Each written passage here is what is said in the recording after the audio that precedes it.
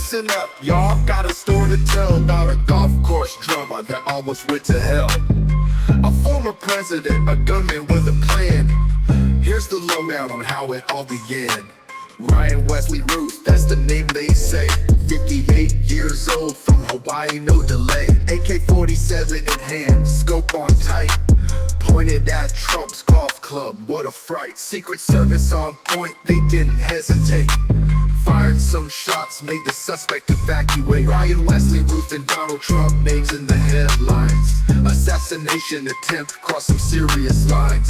From the golf course to I-95, a high-stakes chase to keep Trump alive. 300 to 500 yards, that's how close he got. GoPro on the fence, was he filming the plot? 2 backpacks found full of ceramic tile. What was his plan? It'll take a while. Trump says he's safe, won't slow down his game. Kamala and Joe, they're glad all the same. Wesley Routh and Donald Trump, names in the headlines. Assassination attempt, cross some serious lines.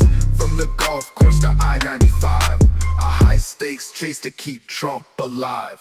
Routh fled the scene in a black Nissan ride, but license plate readers nowhere to hide. Martin County Sheriff pulled him over quick, said he was calm, emotions didn't stick. Left-wing causes, that's what he supported.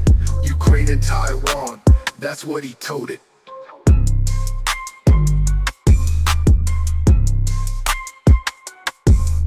So there you have it.